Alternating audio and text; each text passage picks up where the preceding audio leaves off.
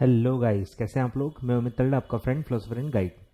दोस्तों, इस टॉपिक में, इस वीडियो में हम बात करेंगे कॉर्पोरेट एंड मैनेजमेंट अकाउंटिंग का। इसमें हम काफ़ी सारी बातें करेंगे। मैं आपको बताऊंगा कि कैसे आप प्रिपेयर कर सकते हो, थेरी वर्सेस प्रैक्टिकल क्या वेटेज रहा। दिसंबर 19 की हम बात करेंगे, जो पहला पेपर था एमसीक्यू पैटर्न का। तो अब चीज़ें क्लियर हो गई हैं कि कैसा पैटर्न रहेगा या क्या वेटेज रहा, एक्चुअल वेटेज क्या था दिसंबर 19 के पेपर में चैप्टर वाइज, और उससे हमको क्या समझने को मिलता है, क्या ट्रेंड है, क्या पैटर्न है, वो हम समझेंगे। कौन से इंपॉर्टेंट चैप्टर्स साफ साफ दिखाई दे रहे हैं उस वेटेज से, और कौन कौन से नॉट सो इंपॉर्टेंट चैप्टर्स भी हैं, दो चार जो मैं आपको बता दूंगा, जिसमें अगर आपको चीज़ें जम नहीं रही हैं तो आप उसको छोड़ सकते हो या आप अपनी प्रायोरिटीज या सीक्वेंस पढ़ाई का डिसाइड कर सकते हो। चलिए स्टार्ट करते हैं। तो सबसे पहले दिसंबर 19 का जो फर्स्ट पेपर था एमसीक्यू का, पहली बार जो एमसीक्यू हुआ था कॉर्पोरेट अकाउंटिंग, उसमें क्या देखो पैटर्न रहा। तो पहले मैं बता रहा हूं पार्ट ए, आपको पता ही होगा दो पार्ट्स है, पार्ट ए पार्ट बी। पहला है कॉर्पोरेट अकाउंटिंग, दूसरा है मैनेजमेंट अकाउंटिंग। तो पार्ट ए 60 मार्क्स का है, उसमें देखो वेटेज रहा कि 20 मार्क्स का प्रैक्टिकल आया। ठीक है, 60 में से 20 प्रैक्टिकल था और रिमेनिंग 40 मार्क्स का आपका थेरी रहा। अब ये 20 में सबसे ज्यादा प्रैक्टिकल दो या तीन ही चैप्टर्स से थे। ठीक है, एक था आपका शेयर कैपिटल, ठीक है, अकाउंटिंग फॉर शेयर कैपिटल, फिर डिवेंचर्स के भी दो तीन क्वेश्चंस थे, और आपका था कैश फ्लो स्टेटमेंट। ठीक है, तो ये तीन चार मैं भी लिस्ट में भी बताऊंगा कि कहाँ क्या प्रैक्टिकल चैप्टर्स, मतलब प्रैक्टिकल क्वेश्चंस कौन से चैप्टर में से आने की ज्यादा प्रोबेबिलिटी है। ठीक है, या आ चुके हैं। फिर पार्ट बी है मैनेजमेंट अकाउंटिंग, उसमें 40 मार्क्स का टोटल वेटेज है, 14 मार्क्स के प्रैक्टिकल आए हैं और 26 मार्क्स आया था थेरी। ठीक है, तो इन टोटलिटी के अगर हम देखें तो रेशियो बनता है 34 प्रैक्टिकल्स एंड 66 आपके आते हैं थेरी। तो 34 प्रैक्टिकल्स थोड़े एक्सपेक्टेशन से ज्यादा ही आए हैं, क्योंकि 25 टू 30 का प्रैक्टिकल्स मैंने भी एक्सपेक्ट किया था कि पहला अटेम्प्ट था तो चलो 30 मार्क्स तक मैक्सिमम आएगा, बट उससे भी ज्यादा आया है, 34 आया है।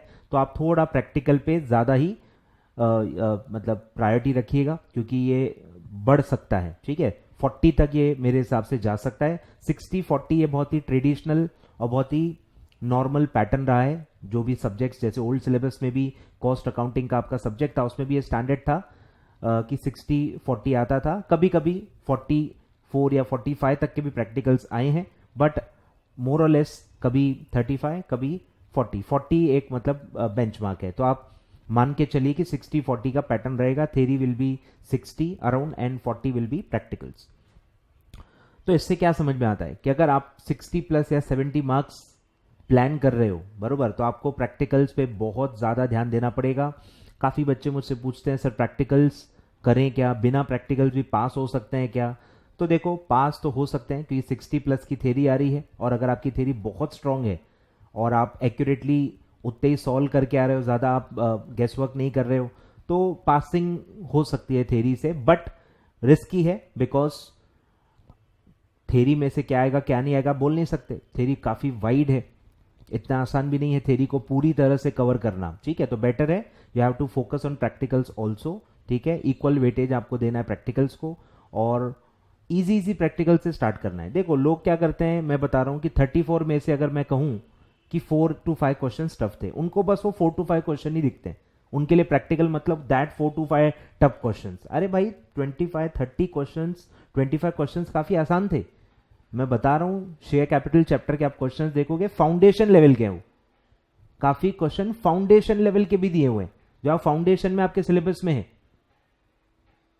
आ रहा है को समझ में? तो बेसिक क्वेश्चंस भी आते हैं, बहुत बेसिक क्वेश्चन जो फाउंडेशन से अगर आप आए हो तो आपको आने ही चाहिए। नहीं आते हैं तो you have to self introspect कि आपके अकाउंटिंग का कंसेप्ट क्यों इतना क्लियर नहीं है, या आप नंबर से डरते हो, वट। तो ये है आपको स्टैंडर्ड। मैं बता रहा हूं कि अब आपको आगे के अटेम्प्ट्स में 60-40 एक्सपेक्टेशन रखना है।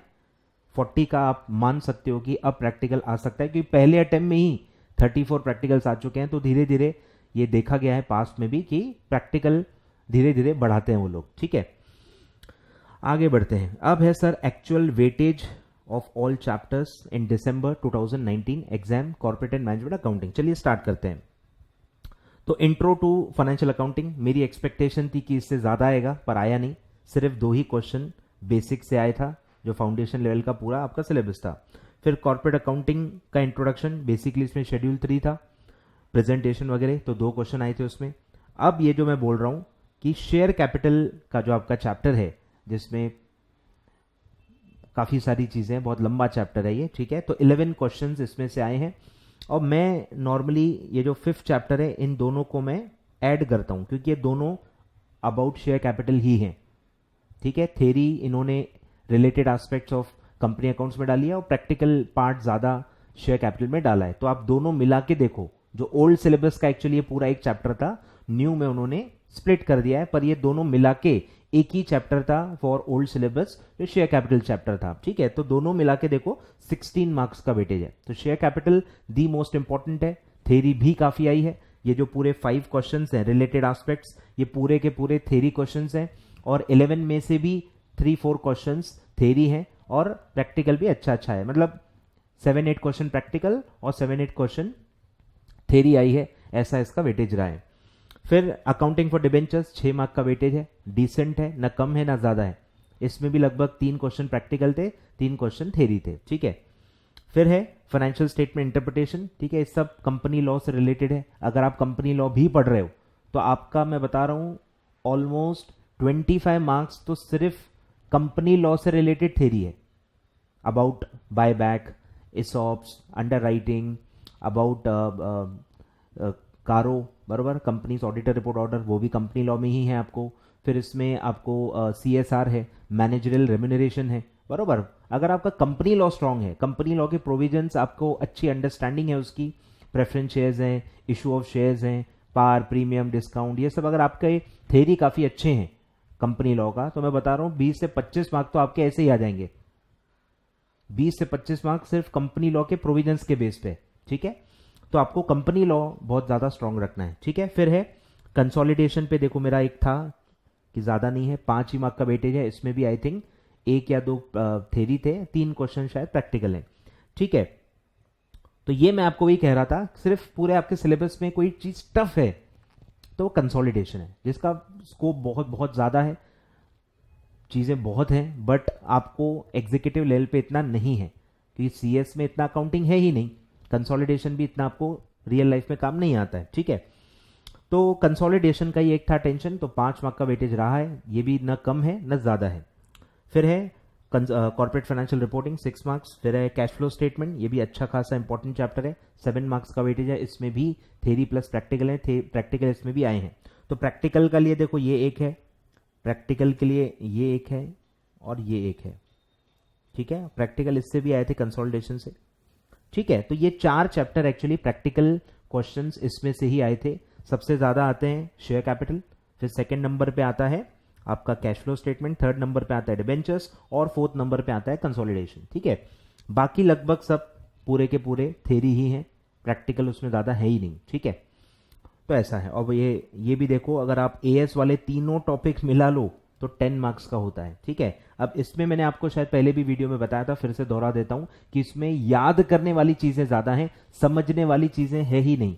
बहुत ही बेसिक AS के बारे में है, कंसेप्चुअल चीजें हैं, बट उसके अलावा आप देखोगे तो बहुत सारे अथॉरिटीज के बारे में, तो वो सब तो फैक्ट्स हैं, नंबर्स हैं। फिर फुल फॉर्म्स हैं बहुत सारे, फिर उसमें नंबर्स हैं, पूरी लिस्ट है, अकाउंटिंग स्टैंडर्ड की, IAS की, इंड AS की पूरी लिस्ट है, उसमें से भी क्वेश्चन आए हैं। तो इसमें मैं आपको लास्ट स्लाइड में बताऊंगा कि आपको फ्लैश कार्ड्स यूज करने। ये 10 में से मैं बता रहा हूं 8 क्वेश्चन तो सिर्फ याद करने वाले थे। अब याद तो सभी को करना है, उसमें समझने का कोई है ही नहीं, मल्टीपल रिविजन्स लगेगी। तो मैंने आपको फ्लैश कार्ड्स भी बताया हुआ है, मेरे यूट्यूब पे आप सर्च कर सकते हो, फ्लैश कार्ड्स भी मैंने दिए हुए हैं। तो फ्लैश कार्ड के हेल्प से आप अच्छा स्कोर कर सकते हो, ठीक है। और सबके लिए एप्लीकेबल है, आपके प्रैक्टिकल्स वाले अच्छे नहीं हैं, पर ये चीजें आप याद करके फ्लैश कार्ड की मदद से मल्टीपल रिवीजन से आप आराम से स्कोर कर सकते हो, ठीक है।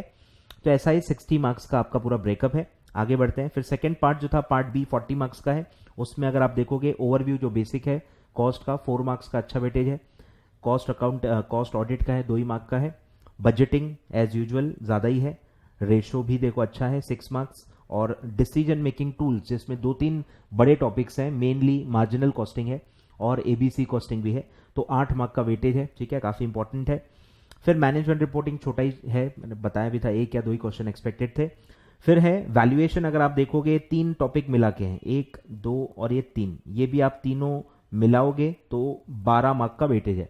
ये ओल्ड सिलेबस में वैल्यूएशन एक ही टॉपिक था, तो इसमें ये जो मेथड्स ऑफ वैल्यूएशन है इसमें काफ़ी एफएसएम के फॉर्मूले और टेक्निक्स है। तो एफएसएम अगर आप दे ही रहे हो, पढ़ ही रहे हो, तो ये काफ़ी डिटेल में आपको है, तो एफएसएम के थ्रू आपको ये कवर करना है। ठीक है, 6 मार्क का वेटेज है, 3-4 क्वेश्चन तो एफएसएम के ही इसमें आते हैं, सीएपीएम मॉडल, फॉर्मुलेज, या उस पर क्वेश्चंस भी आता है, cost of equity, cost of debt, ये सब आप पढ़ चुके हैं। एफएसएम में तो काफ़ी बेसिक चीज़ है, पूरा चैप्टर है उस पर, तो एफएसएम के भरोसे आप यहाँ पे आराम से 4 या 5 मार्क ले सकते हो। ठीक है, 20-25 मार्क मैंने ऑलरेडी बताया हुआ है कि कंपनी लॉ के भरोसे आप ले सकते हो। ठीक है, तो ऐसा है, तो ये आपका वेटेज है। ठीक है, नोट कर लो आप। शेयर बेस्ड पेमेंट कुछ खास है ही नहीं। ठीक है, तो मैं एक दो जो आपको बताने वाला था कि इंपॉर्टेंट जो चैप्टर नहीं है वो है शेयर बेस्ड पेमेंट।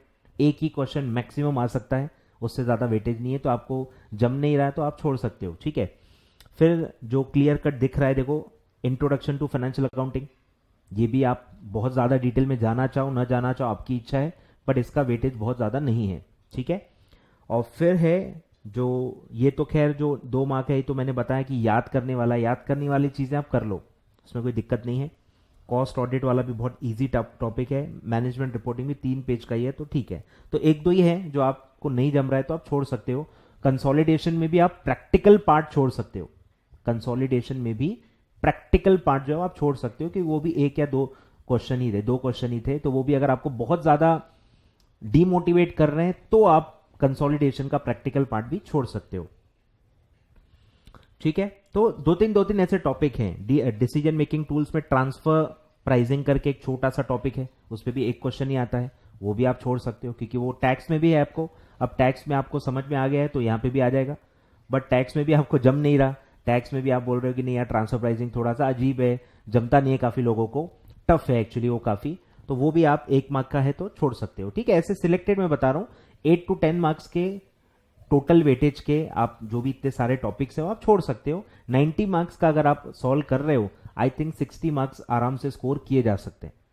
90 मार्क्स लेकिन आपको सॉल्व करना है, तो आप 10 मार्क्स तक का एक बफर ले सकते हो कि कुछ टॉपिक्स आपको नहीं जमे, कुछ टॉपिक आप रिवाइज नहीं कर पाए, कुछ टॉपिक आपका जो भी रीजन से नहीं हो पाए, तो 10 मार्क्स से ज्यादा वो नहीं होना चाहिए। 10 मार्क्स के अंदर आपको उसको रखना है, 90 का हमेशा आपको सॉल्व करना है, और उसमें से आप 60-70 आराम से स्कोर कर सकते हो। ठीक है, अब है जो मैंने इसी में से एक लिस्ट बनाई है आपके लिए, इंपॉर्टेंट चैप्टर्स। काफी बच्चे पूछते हैं इंपॉर्टेंट चैप्टर सब बता दीजिए, तो मैंने 8 आपके लिए निकाले हैं। पहला है सबसे इंपॉर्टेंट शेयर कैपिटल। ठीक है, share capital including related aspects अगर आप देखोगे 15 से 16 मार्क का वेटेज है, और आधे से ज्यादा कंपनी लॉ से रिलेटेड है। ठीक है, फिर है डिसीजन मेकिंग टूल्स, इसमें marginal costing and ABC costing आपको मेनली करना है। कैश फ्लो स्टेटमेंट, ठीक है, पूरा का पूरा इंपॉर्टेंट है, आसान है, कर सकते हो। फिर वैल्यूएशन, तीनों चैप्टर, 2 चैप्टर तो प्योर वैल्यूएशन के ही है, अकाउंट से रिलेटेड, एक चैप्टर थोड़ा सा एफएसएम से रिलेटेड है, तो वो भी आप कर सकते हो। फिर अकाउंटिंग फॉर डिबेंचर्स, ये भी काफी इंपॉर्टेंट है, वेटेज मतलब इसका भी ज्यादा जा सकता है, प्रैक्टिकल इसमें से भी ज्यादा आ सकते हैं। फिर है रेशो, इसमें भी बहुत पोटेंशियल है, ज्यादा आ सकता है, अभी कम आया है पर रेशो में काफी पोटेंशियल है, काफी सारी चीजें पूछी जा सकती हैं।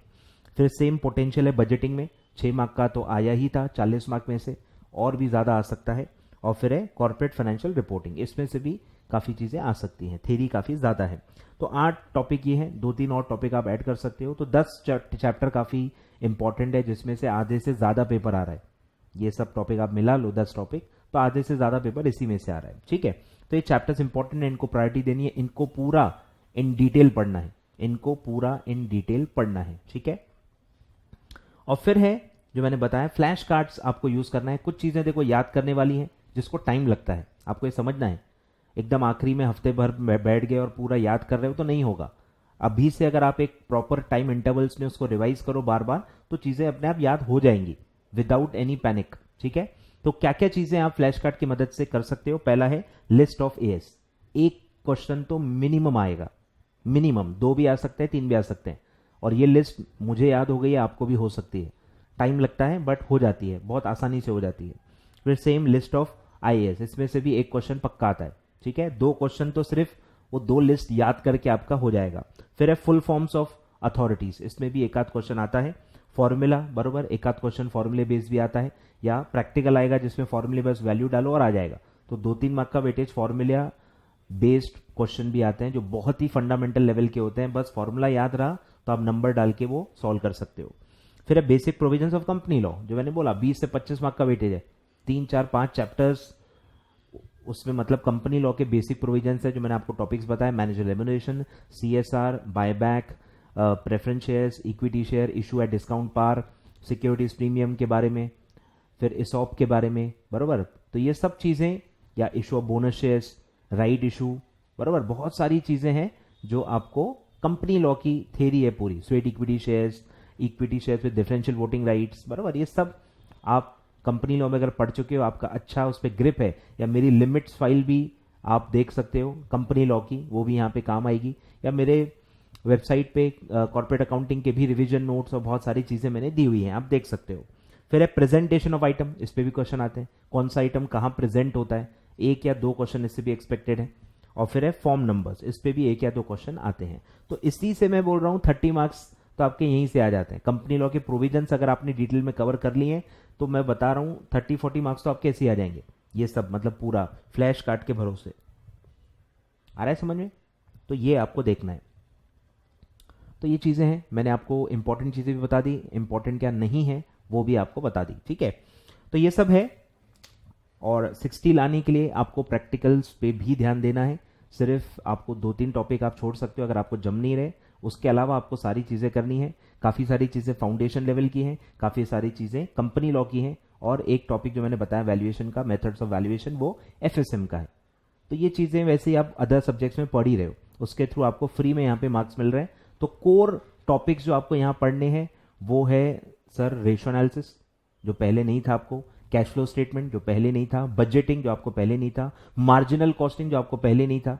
ये टॉपिक्स प्योर टॉपिक्स हैं जो सिर्फ इसी सब्जेक्ट में है और आपने पहले भी नहीं पढ़े हैं, उन पे आपको ज्यादा ध्यान देना है। कंपनी लॉ के भरोसे ही आपके काफी थ्योरी यहाँ पे कवर हो जाएगी, एफएसएम के टॉपिक वो कवर हो जाएगा। फाउंडेशन से अगर आप हो तो फाउंडेशन के भरोसे ही बेसिक जो डिबेंचर का बेसिक थ्योरी है, बेसिक क्वेश्चंस हैं वो आपके हो जाएंगे। रिडम्पशन ऑफ डिबेंचर आपको पहले नहीं था, वो आपको नए सिरे से पढ़ना है। शेयर कैपिटल के भी काफी सारे जो जर्नल एंट्रीज हैं, call in arrear, call in advance, forfeiture, reissue, ये सब फाउंडेशन का है, ये सब का सब फाउंडेशन का है, और इसी में से 5-6 क्वेश्चन आते हैं। तो मैं बता रहा हूं, और पहला पूरा चैप्टर फाउंडेशन का है, तो फाउंडेशन के भरोसे ही 10 से 12 मार्क आपके हो जाते हैं। 10 से 12 मार्क या 15 मार्क मैं बोल रहा हूं कंपनी लॉ के भरोसे आते हैं, 4-5 मार्क एफएसएम के भरोसे आते हैं, फिर कुछ यहां से आएंगे, यानी पास तो आप ऐसे ही हो जाओगे, 40 मार्क्स तो ऐसे ही आ जाएंगे। अब आपको 60 तक जाना है, बस थोड़ा वो 20-25 मार्क का आपको एक पुश चाहिए जो आपको ये चैप्टर से आएगा, रेशो, कैश फ्लो, बजटिंग, और ये सबसे आपको आना है। बेसिक कॉस्ट कंसेप्ट्स भी हैं, काफी चीजें कुछ कुछ इजी भी हैं, ठीक है, जो आपको अच्छे से करनी चाहिए, ठीक है। और भी आपके कुछ सवाल हैं जो मैंने कवर नहीं किया है तो आप अपना कमेंट करके आप पूछ सकते हैं, डेफिनेटली मैं उसका आंसर करूंगा।